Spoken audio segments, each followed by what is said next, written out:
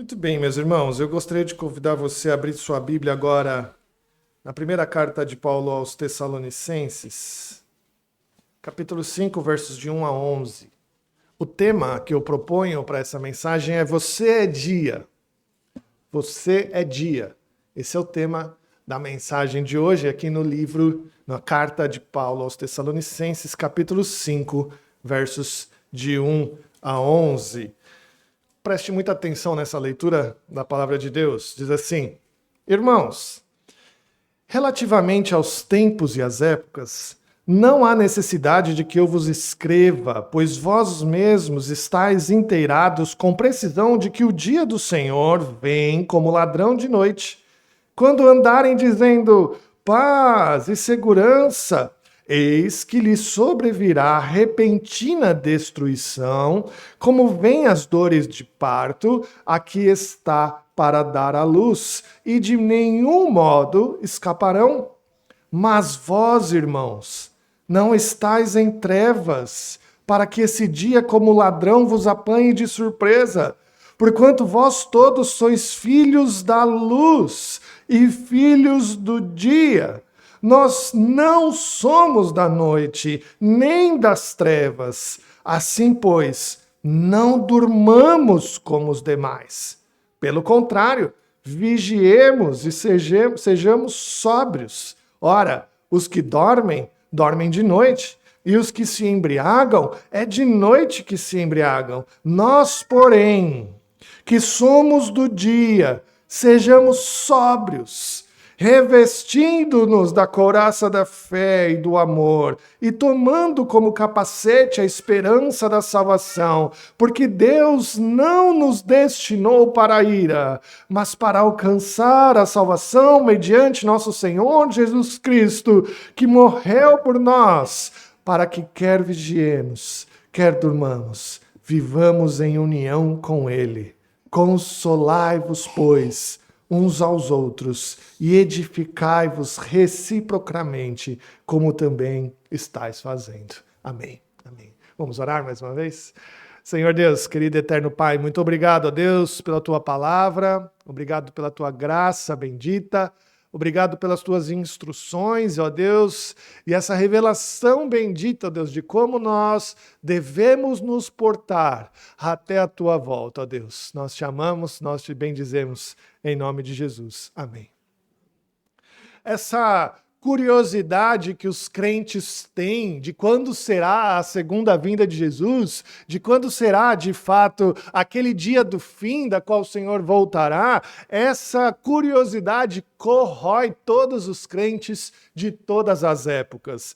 Todos os crentes têm essa curiosidade de saber quando vai ser a volta de Jesus, quando é esse grande dia do juízo. Eu confesso que em algumas épocas essa curiosidade parece ser maior.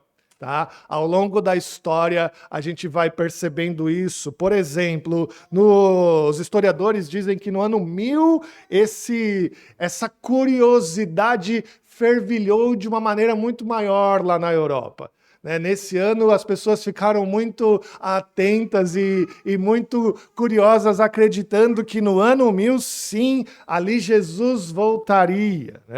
Logo mais para frente, também no século XIV, essa curiosidade ficou bem grande, porque nesse período houveram grandes doenças difíceis de curar, grandes pragas, uma grande fome na nação, e toda essa dor, toda essa dificuldade fez com que os crentes achassem, não, agora sim, agora Jesus vem.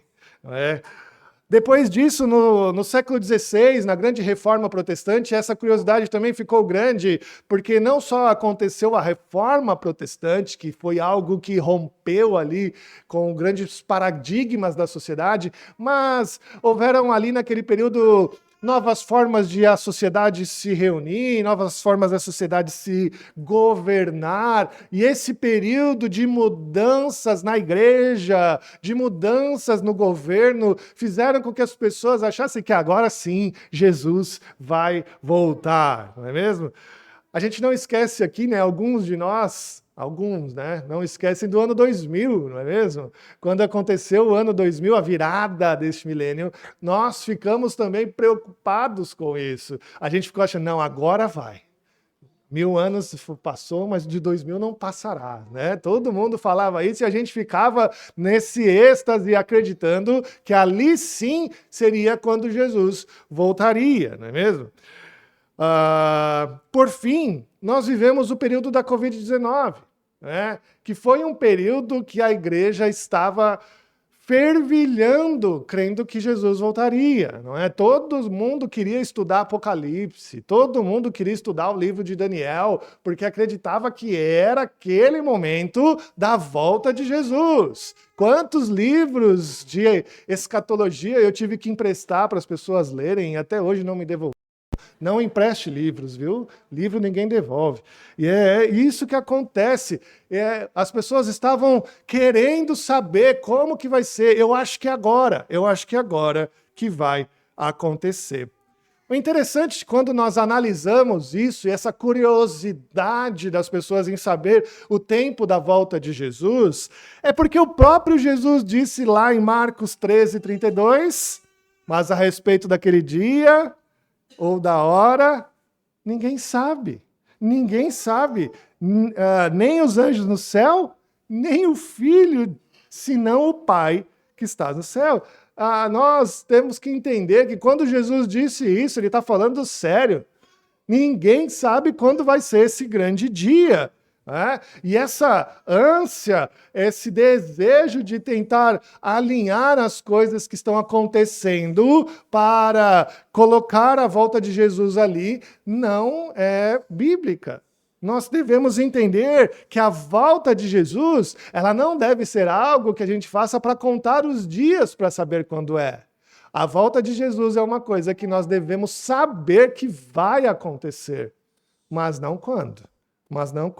É por isso que Paulo, aqui na carta aos Tessalonicenses, vai conversar com a igreja sobre esse tema. Você tem que entender assim, no final do capítulo 4 de 1 Tessalonicenses, Paulo estava tratando com a igreja sobre um problema que estava incomodando aqueles irmãos, que eram aqueles que haviam morrido antes da volta de Jesus. Paulo chama esses daqueles que dormem. Eles estavam preocupados que aqueles irmãos que haviam morrido antes da volta de Jesus não iriam desfrutar do céu, porque Jesus ainda não havia voltado. E aí Paulo tem que confortar eles dizendo, olha, não se preocupem, porque eles não vão preceder aqueles que estão vivos. Ou seja, quando Jesus voltar, eles serão também ressuscitados. Então essa preocupação dos tessalonicenses quanto ao retorno imediato de Jesus era uma preocupação grande e parece que eles estavam vivendo um período de fervilhão com relação à volta de Jesus. Eles queriam saber, quando vai ser? Está chegando? Eu acho que é agora. Eu acho que da nossa geração não passa. Eu acho que vai ser agora. E aí Paulo quer falar sobre isso com eles. Tá bom? Então a primeira coisa que a gente tem que entender é sobre tempos ou épocas. Olha só como diz ali o verso 1. Irmãos, relativamente aos tempos e às épocas, não há necessidade que eu vos escrevas. Olha que interessante aqui, né?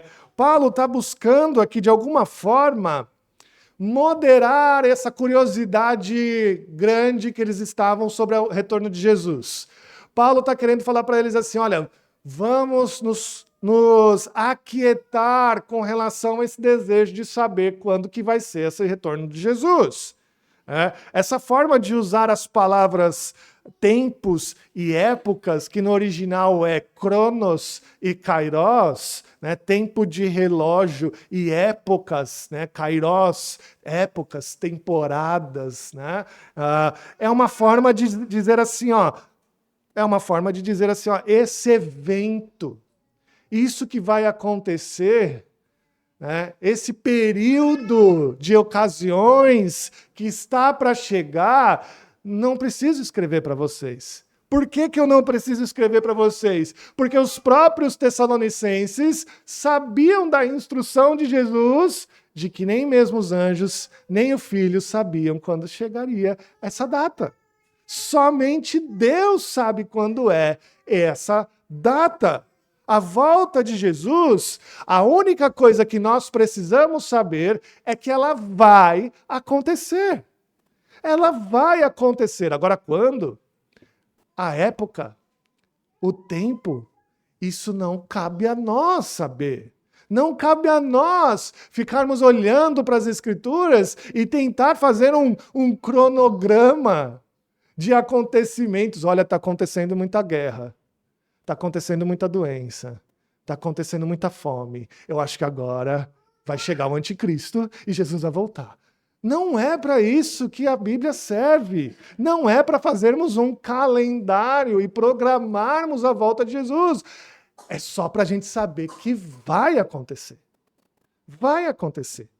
E é interessante essa metáfora do ladrão, não é mesmo?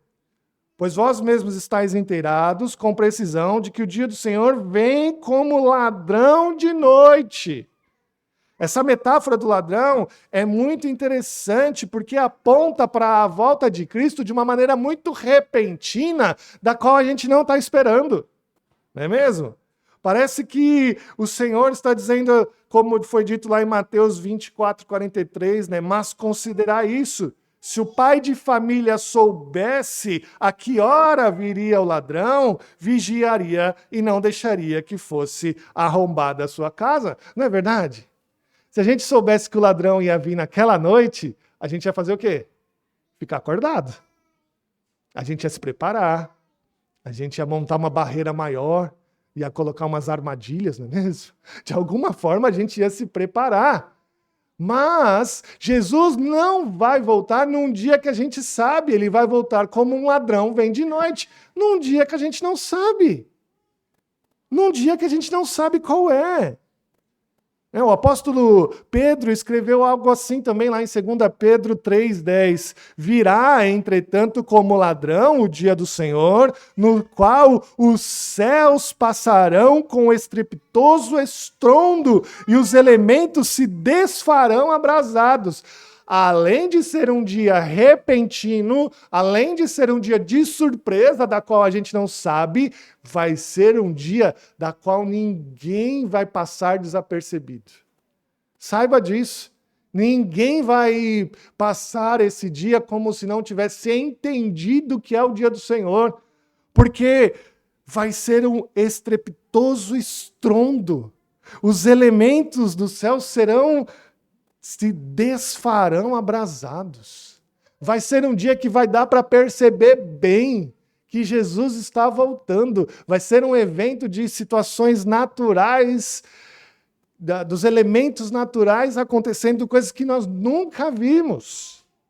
Tá? Quando o texto bíblico utiliza essa metáfora do ladrão, vem como de noite, vai ir à casa do pai de família, ou como os elementos dos céus serão desfeitos, abrasados, ele está falando que além de ser algo que vai acontecer num dia que a gente não sabe, vai ser observado um caráter de devastação.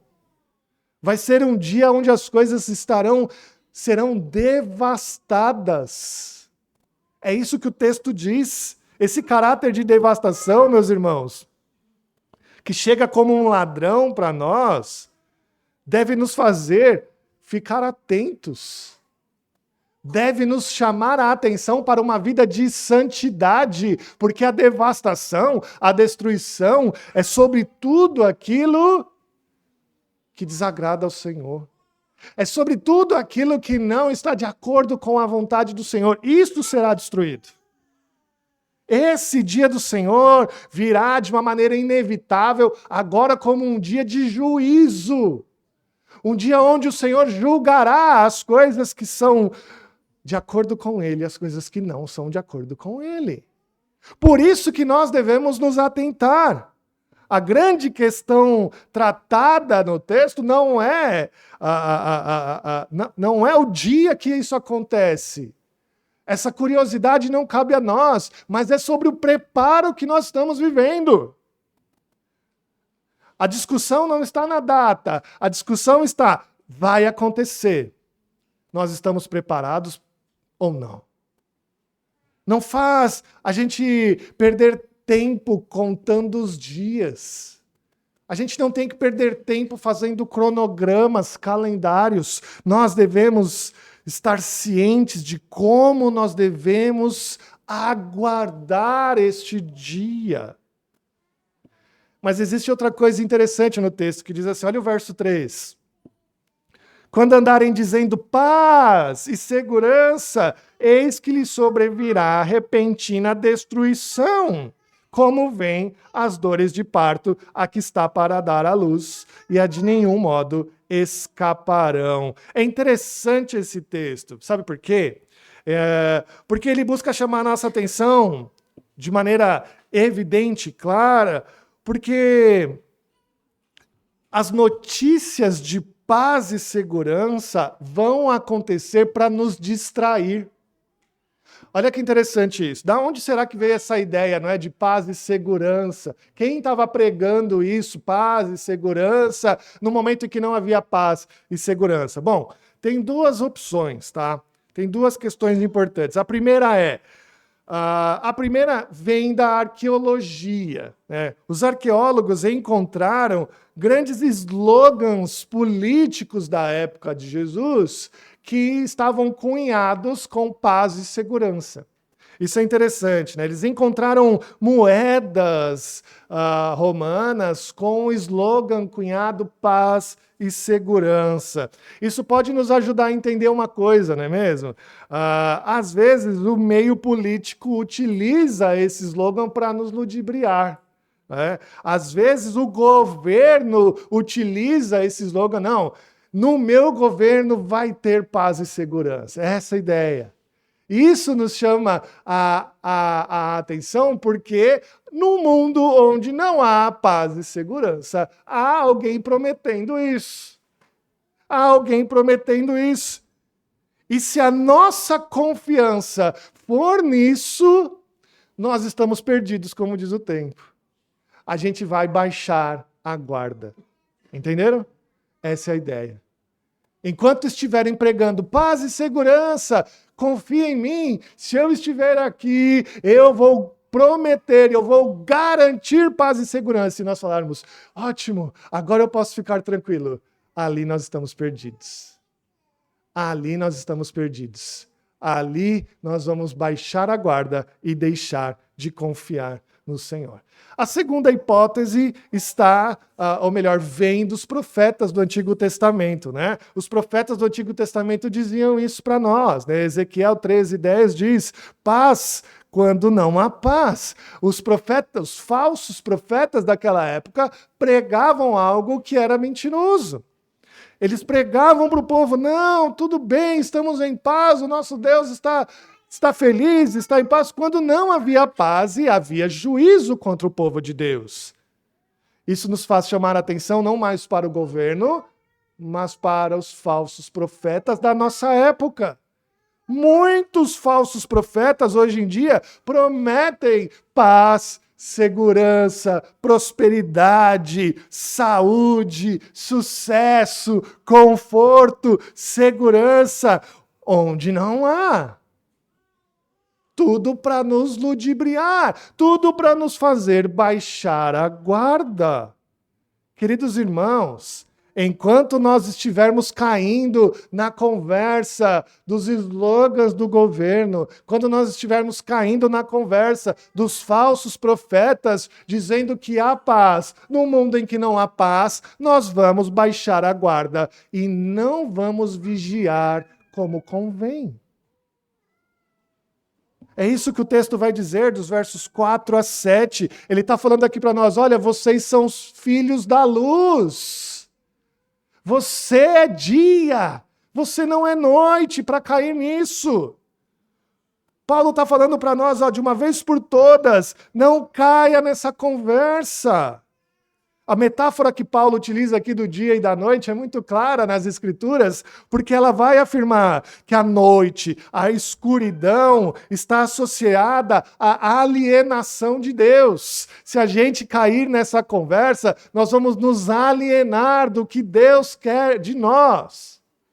E Deus não quer que você seja alguém que não entenda, não saiba do que Ele requer de você. Ele quer que você seja dia. Ele quer que você seja luz. Ele quer que você saiba o que Ele requer de você. Ele não quer que você fique contando o dia. Ele não quer que você fique montando um calendário para saber quando que Jesus vai voltar. Ele quer que você saiba que Jesus vai voltar e o que Ele requer de você. É isso que Ele quer. Paulo está querendo dizer para nós aqui, meus irmãos, que uma pessoa distraída tem um grande perigo. Você já deve ter visto, não é mesmo? Alguém super distraído no celular. De vez em quando a gente vê isso, não é? Alguém que está no celular de uma maneira tão absorvida ali naquele mundo que o mundo externo parece ser outra coisa para ele, não é mesmo? Você já deve ter visto pessoas tropeçando por causa disso. Você já deve ter visto pessoas batendo carro por causa disso. Por causa de uma distração. O que Paulo está falando é exatamente isso. É dessa distração que o mundo quer fazer com você, falando para você, é paz, é segurança, baixe sua guarda. E assim você vai ficar de uma maneira tão absorvida como essa pessoa no celular. Mas é mais grave. É mais grave. Imagina uma pessoa tão absorvida no celular, mas ela está no meio de um penhasco, numa pedra. Sabe aquelas pedras que ficam avançadas no mar? E ela está tão absorvida ali no celular que o mar está subindo, as ondas estão batendo perto dela, ela está quase sendo afogada, sem perceber, distraída no celular. Paulo está falando que quando a gente cai nessa conversa de paz e segurança, a gente está assim. A gente está assim, distraído, prestes a ser devorado, prestes a ser destruído. Meus irmãos, a gente não pode cair nessa. A gente não pode andar por aí distraído ou desatento, como pessoas embriagadas de noite, como diz o texto, como pessoas sonolentas de noite, como diz o texto, porque o texto diz que nós somos filhos da luz, nós somos dia. Nós devemos conhecer a verdade e andar nessa verdade. Nós devemos conhecer essa verdade e confiar nessa verdade. É por isso que a gente é chamado a vigiar. É por isso que a gente é chamado a ser sóbrios. É por isso que a gente é chamado a perceber as coisas. E Paulo monta uma estratégia para isso. Olha só o verso 8 mais uma vez comigo. Nós, porém, que somos do dia, sejamos sóbrios, revestindo-nos da couraça da fé e do amor e tomando como capacete a esperança da salvação. Porque Deus não nos destinou para a ira, mas para alcançar salvação mediante o nosso Senhor Jesus Cristo. Meus irmãos, Paulo está nos chamando a tomar uma atitude. Paulo está nos chamando a bolar uma estratégia, não para contar dias, não para montar cronogramas, mas para esperar algo que vai acontecer certamente.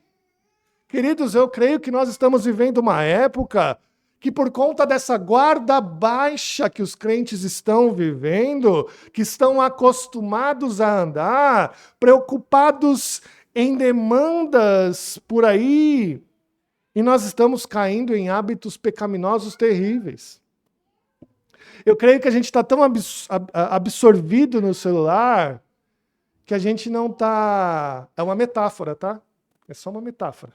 Nós estamos tão absorvidos em algo que nós não estamos percebendo que alguns pecados que nós estamos cometendo são pecaminosos. Às vezes a gente tem que parar um pouco e falar assim, olha, isso aqui é pecado. Ah, mas é mesmo? É mesmo? Será que isso que eu faço é pecado? E as pessoas estão vivendo assim, com a guarda tão baixa, que não estão percebendo que aquilo que elas fazem é errado diante do Senhor. E agora? E agora, meu irmão? A gente precisa voltar para o que importa com relação à segunda vinda de Cristo. A gente tem que voltar para o que realmente importa. Ela vai acontecer. E o Senhor quer nos encontrar como? O Senhor quer nos encontrar como umas virgens sábias, prudentes. O Senhor quer nos encontrar fiéis. O Senhor quer nos encontrar, como Paulo diz aqui, com toda a armadura que Deus nos deu.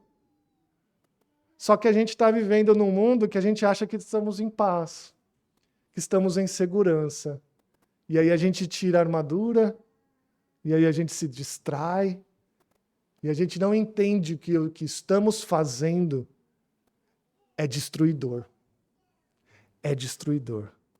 A armadura que Paulo nos chama aqui a revestir é a armadura de Deus, a armadura da couraça da fé, o amor como um capacete, esperança da salvação. Perceba que essas peças dessa armadura são dadas por Deus a nós. Se nós estamos carecendo disso, o Senhor nos dá. A fé é o dom de Deus, e Paulo nos dá como Paulo nos ensina que vem da graça do Senhor, e é isso. E nós precisamos exercitar, nós precisamos nos revestir do que Deus nos dá. Se Ele nos deu essa armadura, meus irmãos, nós precisamos nos revestir dela. É interessante que os leitores originais da carta, os tessalonicenses, eles entendiam bem como que era a vestimenta de um soldado romano. A gente ainda não tem tanta noção disso, mas nós temos que saber que aquela couraça protegia o coração, protegia o peito da pessoa, o capacete protegia a mente dela de falsos enganos. É isso que a gente tem que fazer essas comparações com essas vestimentas. É uma blindagem que Paulo está nos chamando a ter com essa armadura que Deus assim nos dá. E sabe o que é mais interessante que ele vai falar? Olha só o verso 10. Verso 11. Verso 11 vai dizer: consolai-vos, pois, uns aos outros, e edificai-vos reciprocamente, como também estáis fazendo. Olha que legal isso, meus irmãos. Ele está dizendo que a gente não consegue viver essa vida blindados pela armadura, distante da igreja. Distante da igreja, nós não conseguimos. Se a gente quer viver uma vida como o Senhor requer de nós, aguardando a sua segunda vinda, vigilantes, prudentes, sábios, longe do que é da noite, longe das falsas promessas de paz e segurança, Paulo está nos chamando a fazer isso na igreja. Consolai-vos, pois, uns aos outros, edificai-vos reciprocamente. É assim que a gente faz na igreja. É assim que a gente faz com os irmãos da igreja. Meus irmãos, saiba que existe uma ligação muito grande da igreja com a preservação do povo, com o cuidado do povo, com a forma que nós vivemos de maneira consolada, sábia, de uma maneira que nós vivemos na esperança da salvação. Distante da igreja, nós perdemos esse consolo. Distante da igreja, nós perdemos a edificação da sabedoria de Cristo. Distante da igreja, a gente não consegue viver esse tempo que precisamos aguardar até a segunda vinda de Jesus. Meus irmãos, nós precisamos aprender de uma vez por todas. Quando chegar de novo esse momento de grande curiosidade sobre a volta de Jesus, saiba, não cabe a nós fazermos calendários, nem cronogramas. Não cabe a nós. A gente não pode ficar fazendo conta quando Jesus vai voltar. A gente é ruim de sinal. Sabe? Aqueles sinais que ele nos prometeu, guerras, rumores de guerras, fome, doenças, a gente não sabe ver. Tanto que Jesus veio a primeira vez e ninguém deu bola. E a gente vai ser assim. Se a gente não estiver bem edificado, se a gente não estiver bem firmado na sua palavra, a gente vai se perder. A gente vai baixar a guarda e ele vai nos encontrar como as virgens nessas. Em uma época em que nós somos bombardeados por promessas de paz e segurança, tanto do nosso governo como dos falsos profetas, é uma época de se preservar. É uma época de se edificar. E a gente faz isso de uma forma muito bela, revestindo a couraça e a armadura que o Senhor nos deu e fazendo isso na igreja, na comunhão dos santos. Que assim a gente seja preservado. Em nome de Jesus. Amém.